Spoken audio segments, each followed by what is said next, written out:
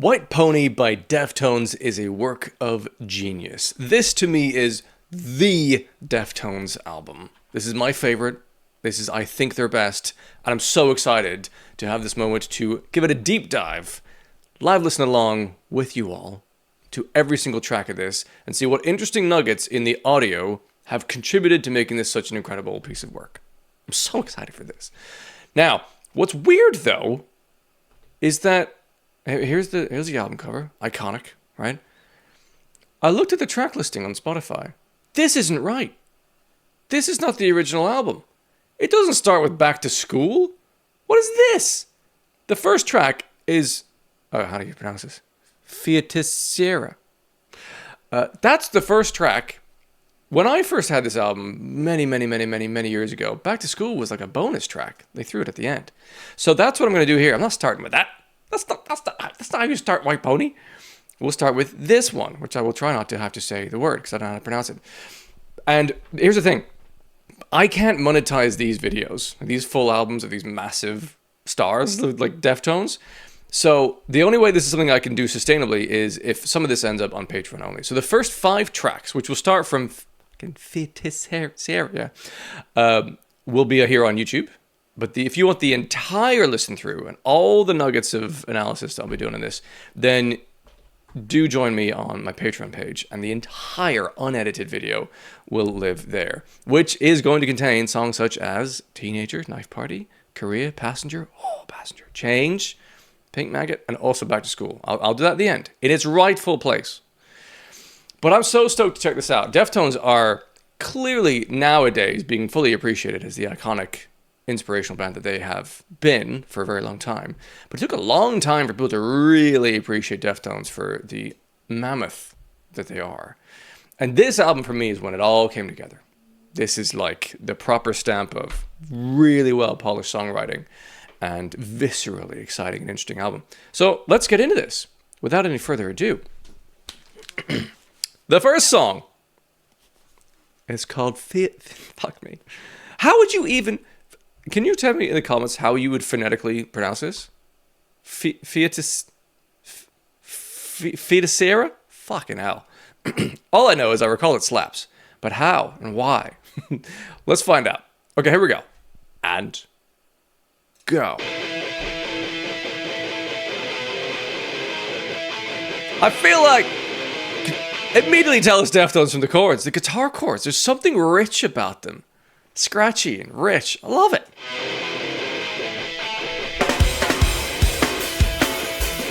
The drums always sounded great too. Earthy. But then the mood changes with the vocals.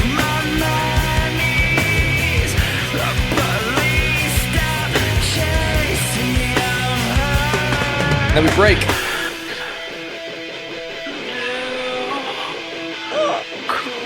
It's teasing you with the vocal. And then full band. Same melody repeated.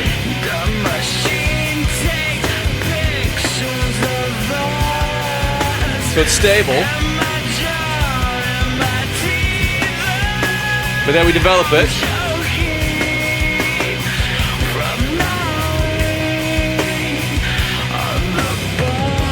I mean, he chooses such interesting... Yeah, by the way, I pause a lot in these deep dives because there's just too much to talk about. And I'll skip over other stuff. Chino chooses such interesting melody choices. They don't really make sense. I don't think there's anything in musical theory that says this is the most satisfying way to craft things. But once you get to know it and you know what's coming, you kind of crave these unusual notes that follow. What's really odd here is you've established a kind of call and answer of sections in this song. And then here you completely change the tone and take all of the energy out as you go to this unusual section here. We were grooving and then... And just before I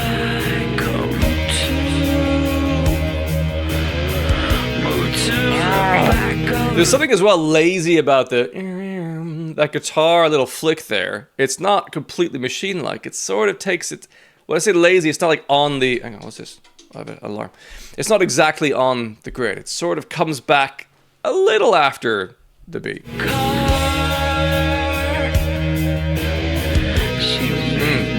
It's more important, that's how it's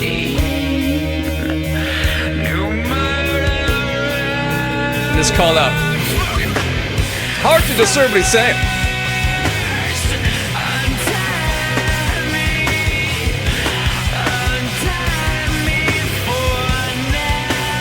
The drum beat varies all the time. It's kind of improvised. The crash is just throughout. Everything else is fluid.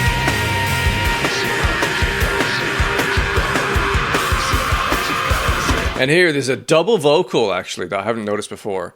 There's the "soon I'll let you go" kind of whisper thing. But there's also a scream underneath going, "Ah!" Listen to that.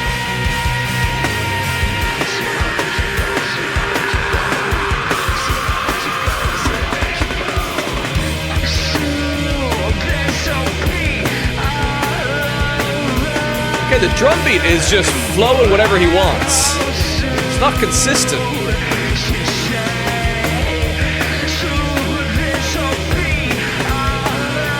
And the guitars aren't busy. It's on the same chord. Yeah.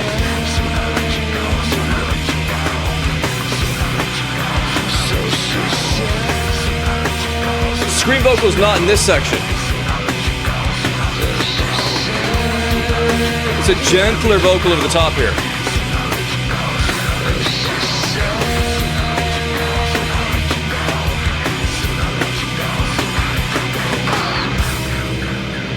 And that last beat of the kick and the crash is not exactly on grid. It's slightly late. Which I love. There's the flow within Deftones is very human. I think that's part of the charm. That's why it's so connective. It isn't robotically put together. There are some weird choices that only like a fleshy biological human being is going to put together. I think that's part of why it's captivating. Because they're really interesting choices. It's like, why did they do this? But it works. But how? But why?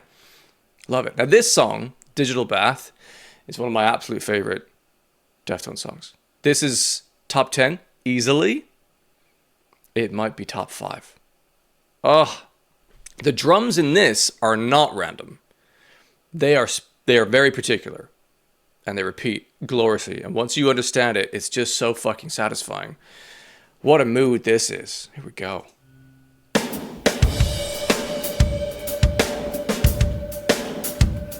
The hi-hat details. And then the snare on the double there instead of the hi-hat. I want to hear this whole thing again. There's so much specific detail in this. And it's fucking glorious. Because you could just have and just repeat that. But he moves the placements around, which gives it so much interest, and yet it does loop. So it still anchors and doesn't distract from the song. It's fucking brilliant. And the snare sounds amazing. Lots of reverb on it. That's snare double.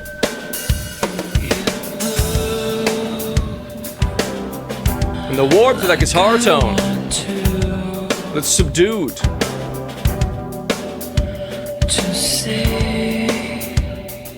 That's just gorgeous. And a more predictable melody from Chino there. It's less strange to me. God, the guitar chords are just so Deftonesy, it's hard to describe.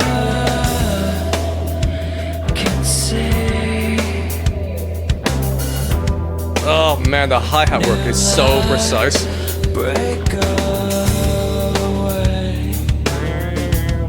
Lovely bend there. And then up we go.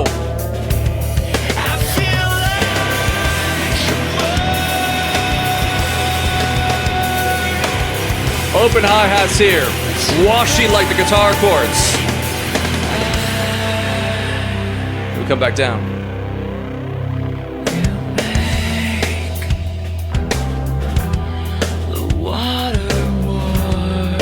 It's It's mixed beautifully too. There's so much space.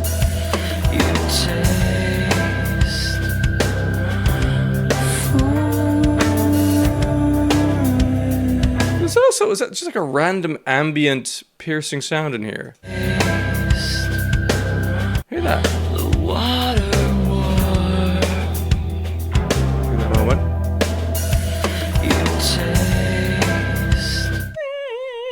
Something in that kind of frequency. Why is that there?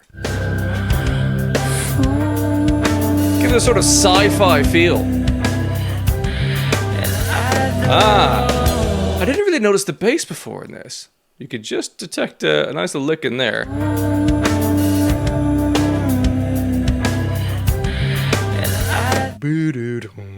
Lovely. You can see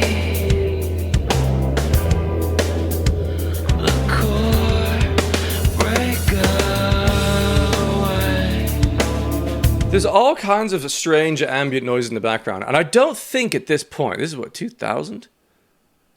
I don't think that'd be coming from synths the way that we do a lot these days.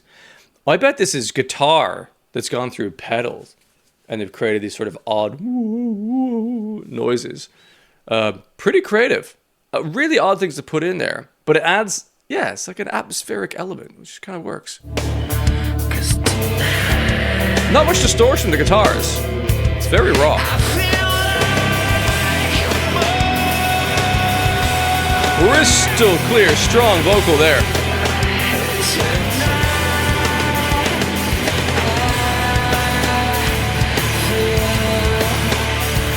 Getting those open hi-hats. Making it louder. That's gorgeous.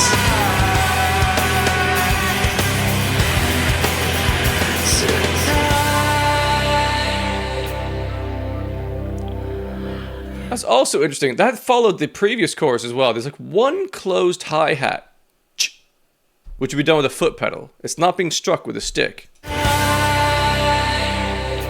There. But it doesn't come back. Normally you do that if you want to kind of keep time for the rest of the band. So they know when to come in the next section. This just does one. It's a really interesting detail. Then you stop.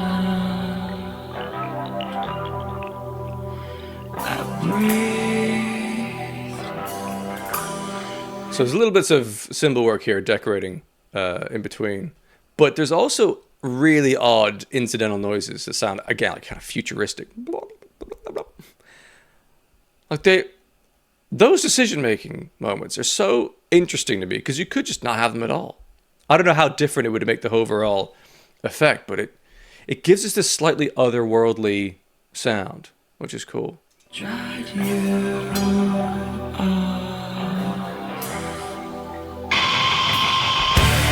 And that guitar coming in to signal the next section, jarring.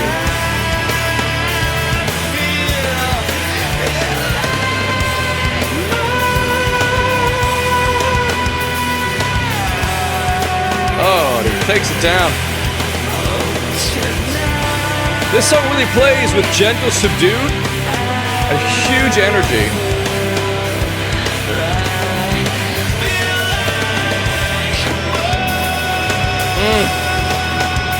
The drums are so interesting. They're not straightforward.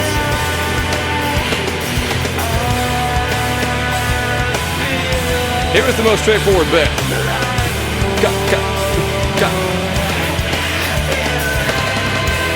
And then that triplet fill.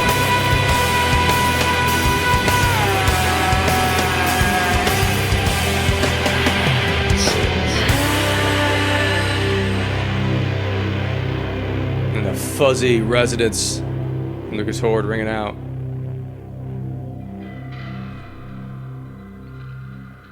Jangling some guitar strings there. Oh, I fucking love that song. It's just so beautiful. Next, Elite.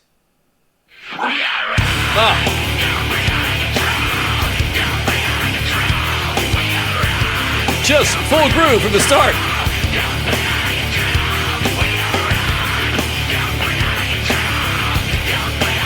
It's a glorious guitar riff, which is kind of Deftones easy as well. They had moments like that in Around the Four. That album has moments like that, which I just fucking. There's a simplicity to it. You just have 3 fingers. Do do do do do do do do. Ah, fucking. This album's good. They got the interesting vocal effect on Chino, like he's tumbling down a wormhole.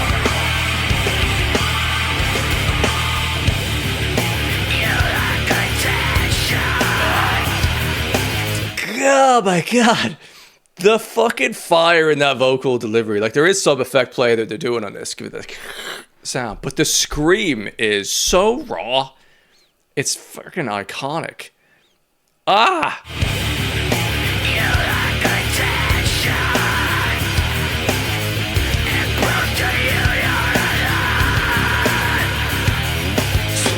Just over the sick groove.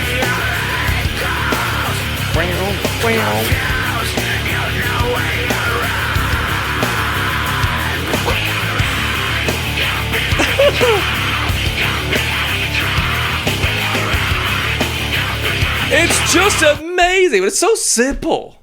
It's just a like open hi-hat, hard rockin' beat with a guitar riff. But there's something about the simplicity of that. It just punches so hard. And Chino's aggressive scream over the top. It's gold. Weird vocal effect there.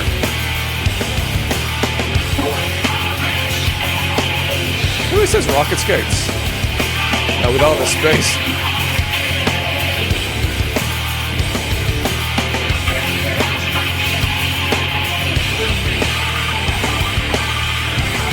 Can't help but bounce to it.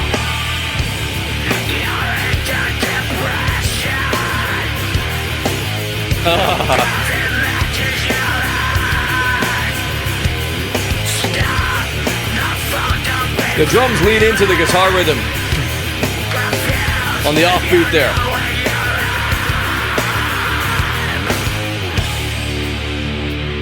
Yeah, that's what I was talking about before. When you have a closed hi-hat that the foot pedal controls to keep time, that's what's happening here. In that little gap, drummer's doing that to maintain that so everyone knows to come into the right moment. I wonder how they recorded this. I don't know if they did it in individual tracking sessions or they did a full band recording and then produced it afterwards. They probably wouldn't have done that with Chino, but with the sometimes in the past in the studio you would have the drummer and guitarist, bassist recording at the same time to get that kind of fluid feel, and then you would need, unless they all have a click track, the drummer to kind of keep time in between. So we'll hear that here.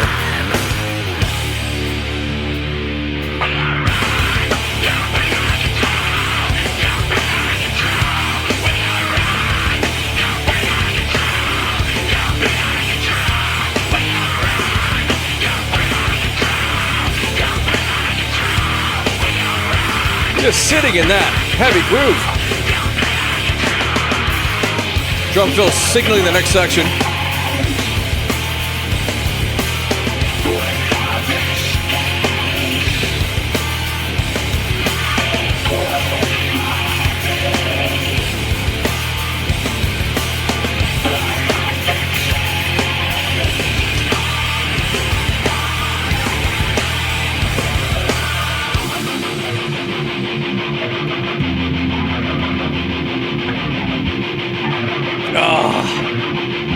Teasing out what's to come. It's like, okay, we're building to somewhere else, but we don't, right? We just go straight back into the slappage. It's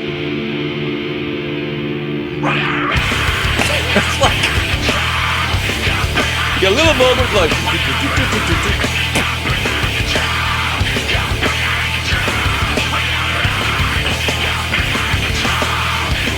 little variation of the drum beat here.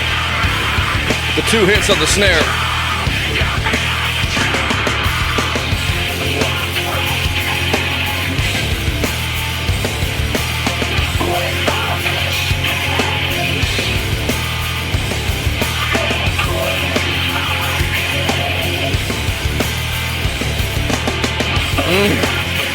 Snare sounds so tasty.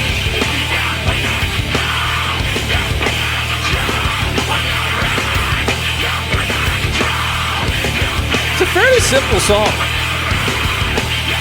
couple main sections that go back and forth.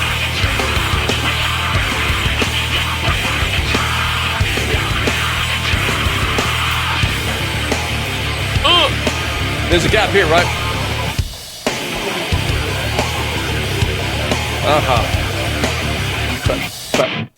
And then what an abrupt ending. So they have a point to make, they got a mood to sit in, and they just rock in there for a while. Other than the section later on where it's like that kind of palm muted guitar on its own.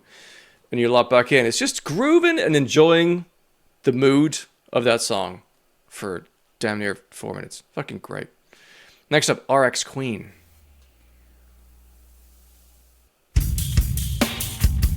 I mean, immediately, totally different drum sound.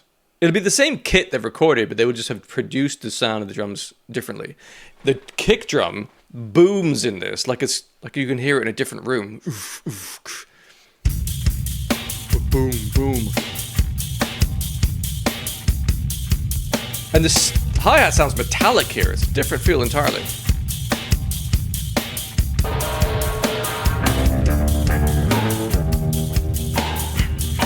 It's such a cool drum beat. I mean, not wildly dissimilar from the things we did in Digital Bath, where they're playing with the on and off beats and kind of shifting the pattern forwards and then back within the same loop. It's just absolute candy for my ears. Stop following you. Now help me pray for. It's such an interesting guitar thing they're doing here as well. This is like the verse. It's just drums and vocals, pretty much. There is a little bit of something that goes do do do do do. That's it. You just sit in drums and vocals for a while, and then it comes back.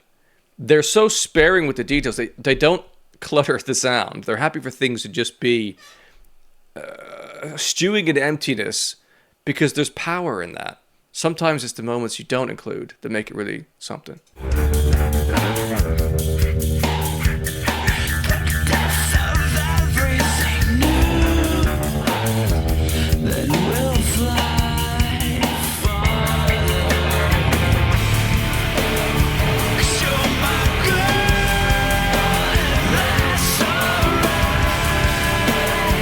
There's an extra snare sound that they're overlaying the main snare, which is kind of sounds distant metallic. It's going kong, kong, which is an interesting touch. It gives a different feel for this chorus. It's not on every snare.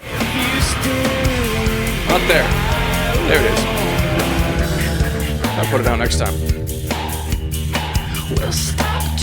Again, incidental jangly guitar sounds.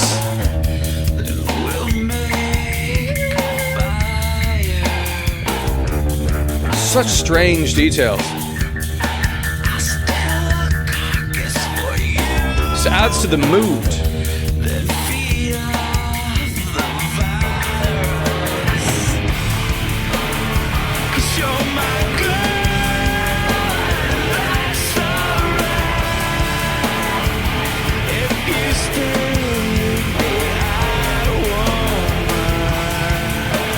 There's the extra snare.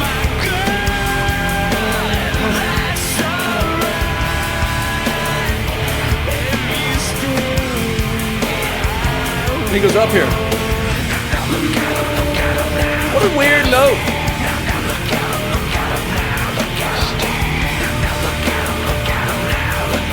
These whispered vocals on both sides, multi-tracked here.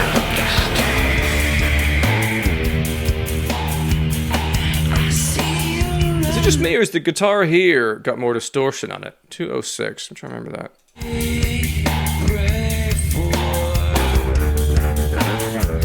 So that,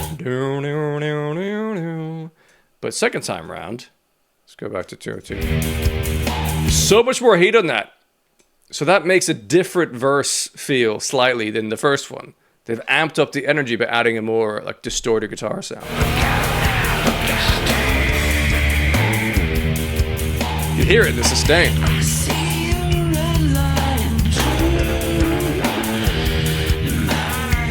Bigger sound. Still got those odd incidental string scrapes.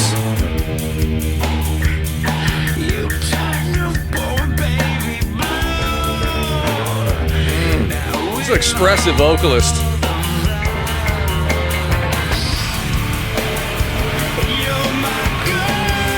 It's a harmony low down here. If you stay, I won't show my girl that's alright. Alright. Lovely. Makes it richer.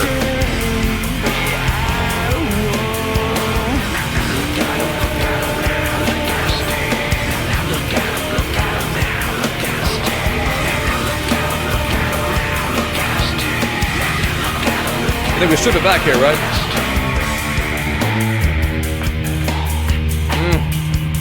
Just bathe in this sound for a bit. Again, the offbeat and on-beat hi-hats. That's on, off, on. Fucking awesome. Great coordination fun for a drummer. And then this?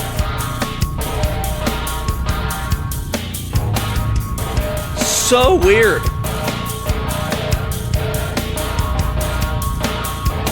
Sounds like it's not of this world.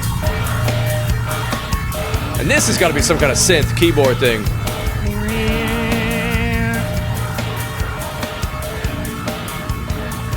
With the odd chord in the guitar.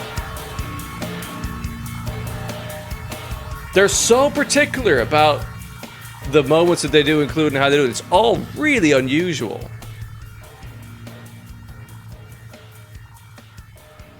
I dig it. Why is this one not saved? Oh, those ones are. Huh. Okay.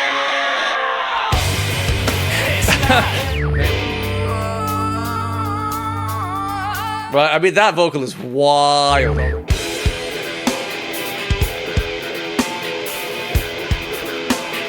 It's the hi-hats. Change. Oh, man. So this is very much like built off of Pink Maggot. So ride.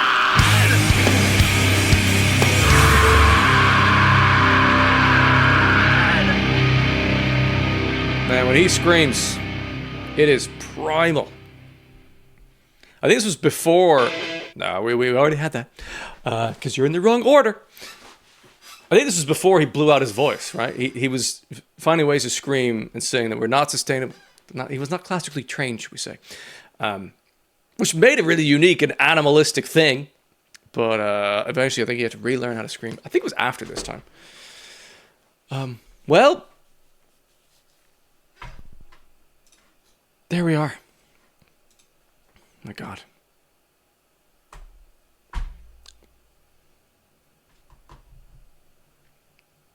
It's so strange. It's such a strange album. I really do think if I came to that thing today, having not heard it for the last 25 years, I would not be into it, I think, because it is so strange with the creative decisions that are made in that. But there are moments of sheer beauty in the chords that they are playing in there, and they just lean into. The sound of the drums, fucking out. The snare is gorgeous. The flair with which they perform the drums is absolutely awesome. It's ear candy for drummers. The coordination, some of the drum beats, the variety within them. It's not just the same groove and repeat like a basic drum beat. It's really creative and interesting. And the vocal melodies are always so strange that Gino comes together with, but that's what makes them so unique. That's what makes them stand out. That's what makes you want to hear it again.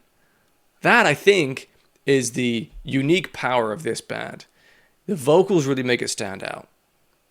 And everything else around that is beautifully in support of that. The bass has gorgeous moments in this album. Here and there you notice it, especially it's sparing. It will not come into a track until maybe like halfway through the first verse. So when it does, you really notice it and it adds an extra fullness to it. The choices that are made in this, in songwriting, are so particular.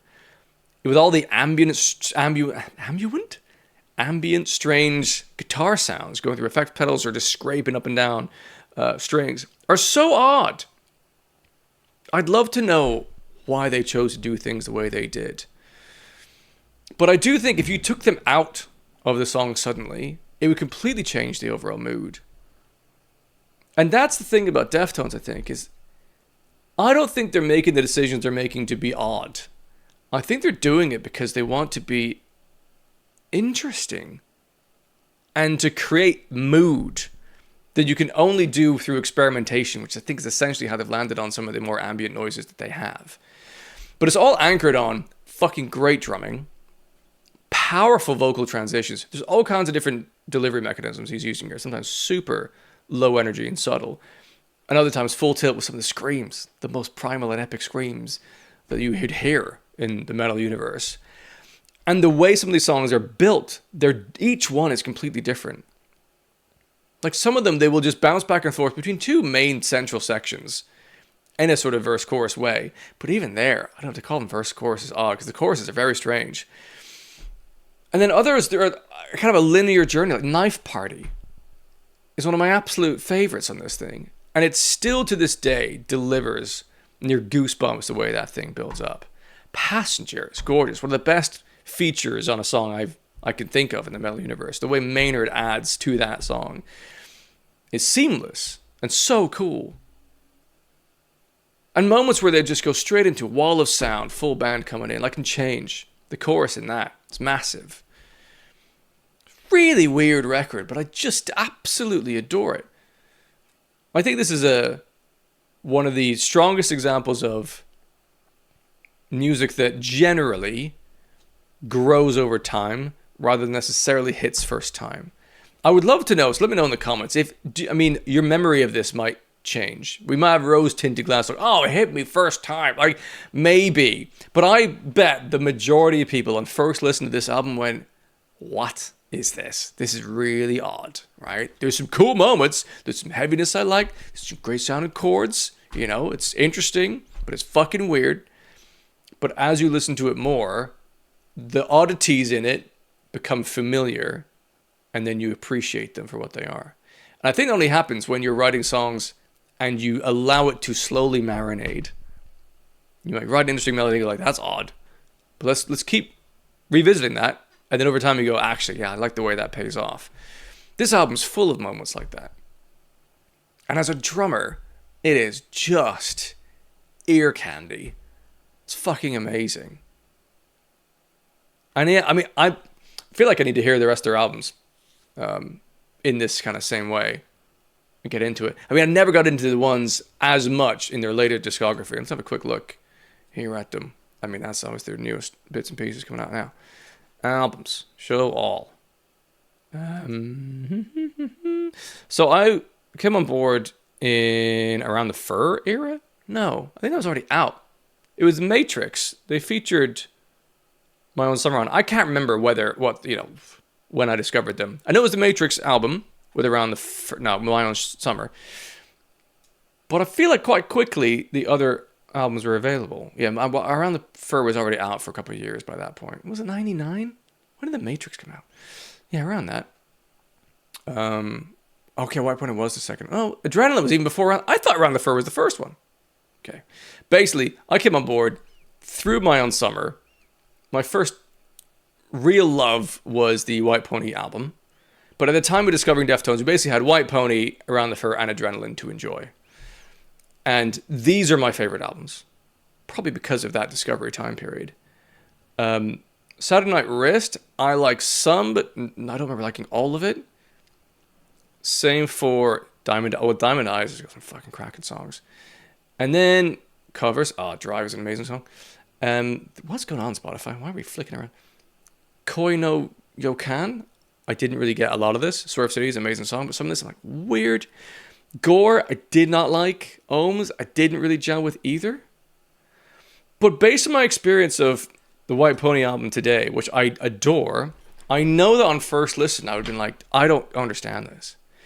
And maybe that's how I should approach every single one of their albums. So it's probably worth me taking another several listens to, and not just a once through deep dive thing, of the later albums I've not quite connected to as much recently. But this album, White Pony, for me, is the fucking... Of the ones... The Adrenaline is amazing. It's tough. But I think White Pony is the most interesting next level version of Deftones from their earlier years. where some of the songwriting was really refined. And, oh, it's just fucking gorgeous. Huge fan of that album. Genius. Creative genius that hasn't necessarily been understood until more recent years. You know, that's the mark of real genius, I think, in some cases. So yeah, hopefully you enjoyed this ride through that album, or at least the songs that ended up on YouTube if you're not watching this on my Patreon. So as a reminder, if you want to understand what I can hear in the second half of this album, do join my Patreon page. It's like £6 a month currently. So yeah, you have the whole thing there. And there's other deep dive albums I've done as well in the rock and metal universe. I've done a couple of albums by Sleep Token. I've done A Day to Remember's Homesick. I've done Papa Roach Infest. I did The Black Parade by My Chemical Romance. And I have plans to do a lot more besides Sempiternal by Bring Me the Horizon. I've done as well. So join there. You can unlock those immediately. They all exist there. So come on board, support me, and then I can do more of these things in future as well. So thank you for tuning into this. Hopefully you've learned some new bits and pieces and details about this album that I imagine you also appreciate if you're here for this. Who knows? And make sure you subscribe for this to this YouTube channel if you want more things like this in your YouTube homepage as well. Thank you for joining me. Hopefully I'll see you in another one of these videos very soon.